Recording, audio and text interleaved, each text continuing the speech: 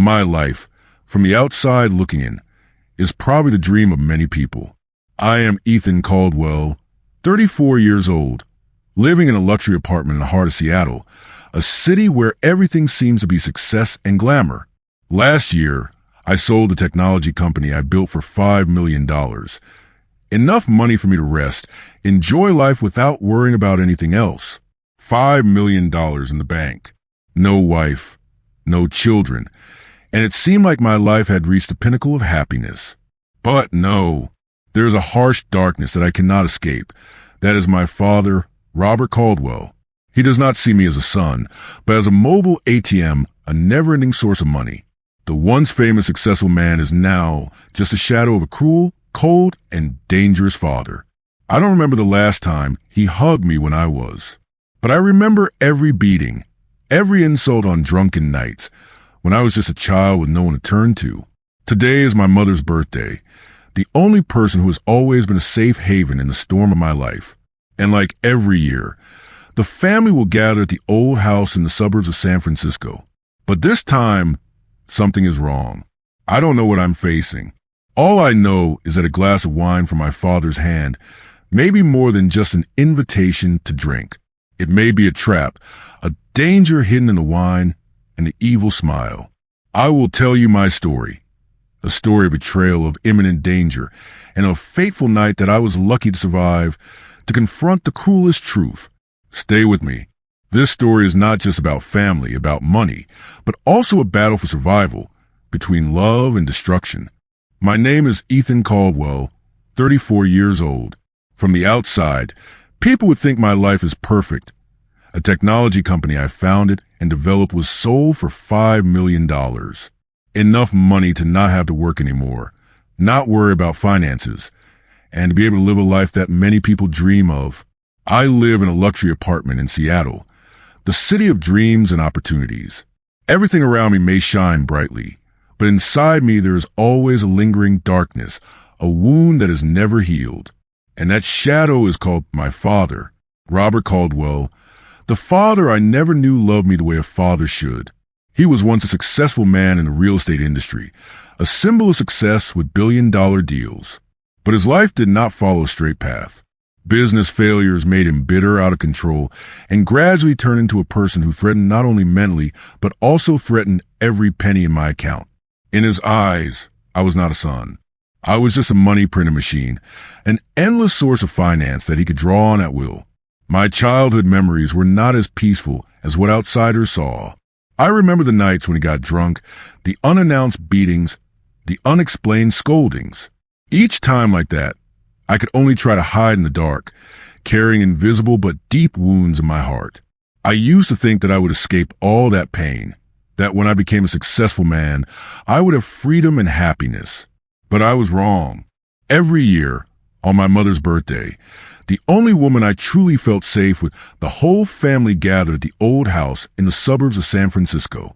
And each time like that, I felt my heart heavy with anxiety and fear when I had to face him. The cold, unpredictable father who always watched my every move with a sharp gaze like a knife. This year's mother's birthday was no different. My mother, Margaret, still retained her inherent charm and warmth. She was the center of attention, with a gentle smile and kind eyes.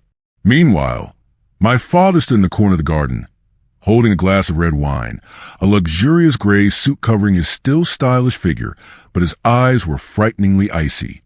The atmosphere between the two of them, father and mother, was like two opposite poles. One side was love and warmth. The other side was tension and danger.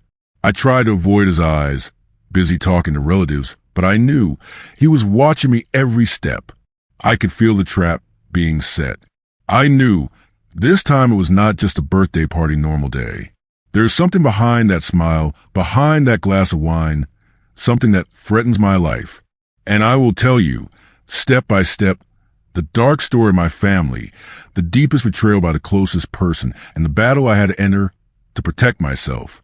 My mother's birthday party took place in a seemingly warm atmosphere, filled with laughter and sparkling lights. Everyone happily chatted, raising their glasses to celebrate her, the woman who had supported the family for so many years. I tried to immerse myself in that atmosphere, to forget the heavy thoughts in my head.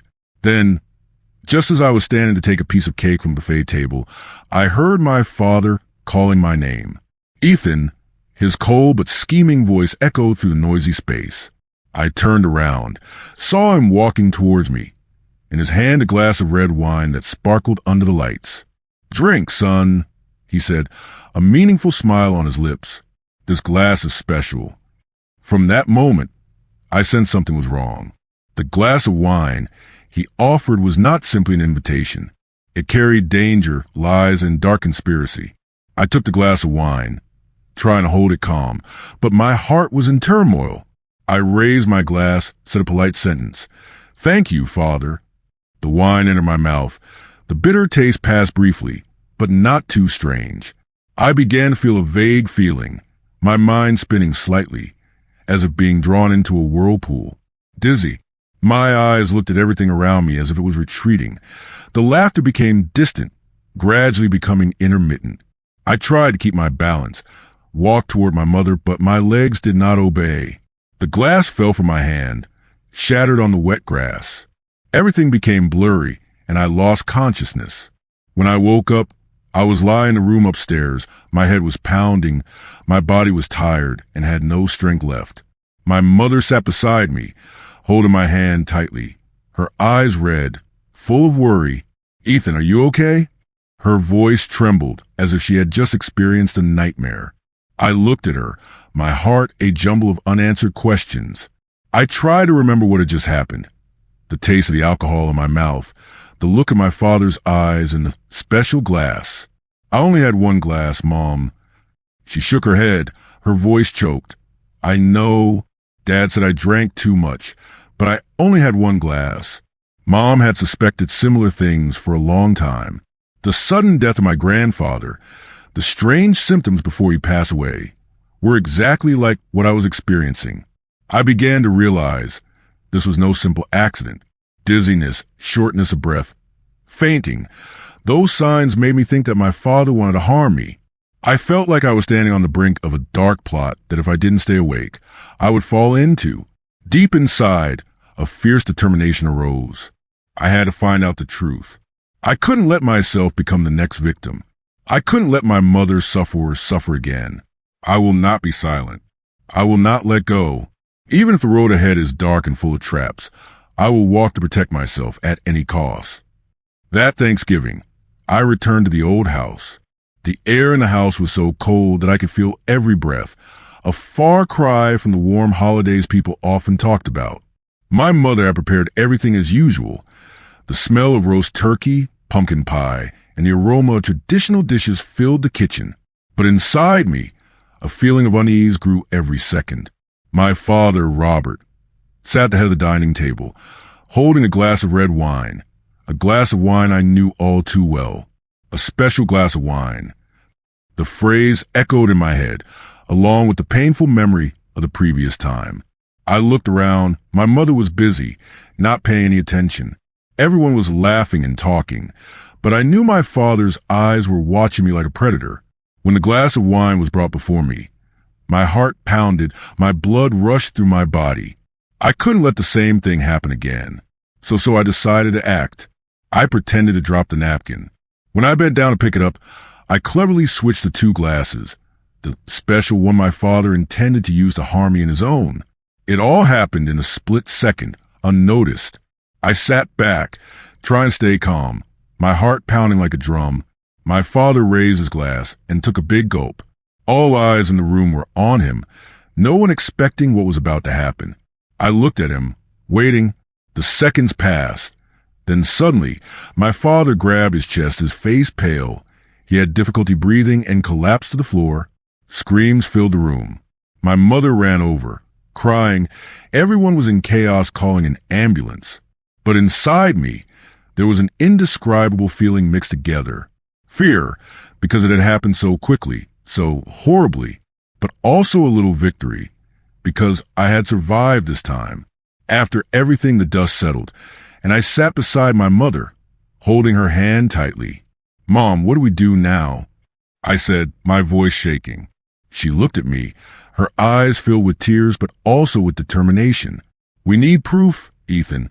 We have to protect you and give my mother peace of mind." I nodded. I knew this fight was just beginning. It wasn't just a fight between me and my father. It was a fight for the truth, for our lives, and for our family. And I couldn't lose.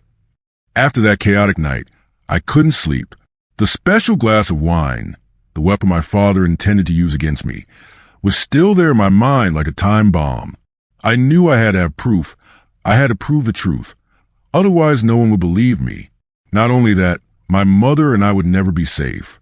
I secretly took the remaining wine sample from my father's glass, carefully put it in a small bottle, and kept it as if it were the most precious treasure. The next day, I took it to a private lab in San Francisco, a secret place I knew from friends in the tech industry. 3 days of waiting. 3 days where time seemed to stand still. Every passing minute was a battle in my mind between hope and fear. Then finally, the phone rang. "Mr. Caldwell, the results are back. You should come get the results." I knew that was the biggest turning point in my life myself. The test result confirmed. The glass of wine contained a dangerous poison, barbiturate, an anesthetic, and can kill people in high doses. All my suspicions had come true. I could no longer sit still. I faced my father directly, in a heated confrontation. The man who used to be my father was now just a calculating man, trying to deny everything, but his eyes showed panic and guilt. He denied everything, but the evidence I had, along with the lab results, was undeniable. The deeper I dug, the more horrifying the plot became. Not only was my life threatened, but so was the family fortune, with forged documents, dark transactions related to my grandfather's mysterious death. My grandfather had also died suddenly, with strange signs that I now understood were not self-inflicted. Of course, my father had long plotted, step by step, to gain wealth and power at all costs. The trial was tense. I stood in court, facing the father I once loved, who once wanted to be accepted by him. The law was finally on my mother and my side. My father was convicted of unforgivable evil acts. But that victory did not bring complete joy. My family was broken. Love was broken. Trust was broken. But in those ashes, my mother and I found each other. We moved out of the house full of painful memories. My mother started growing lavender flowers, her favorite flower, as a way to heal her soul. Every afternoon, we sat together, drank tea, talked about simple things, and found the peace we had lost. My story is a valuable lesson about family love, betrayal, and the strength to stand up after deep wounds are best. I can't change my past, but I can decide my future. And I choose to live, to love, to fight for the truth, no matter how painful the path. Thank you for listening to my story. If you're going through family struggles, remember that you are not alone. Be brave to speak up, seek help, and protect yourself. There's still so much beauty in life worth fighting for. And I, Ethan Caldwell, will continue my journey, never succumbing to the darkness.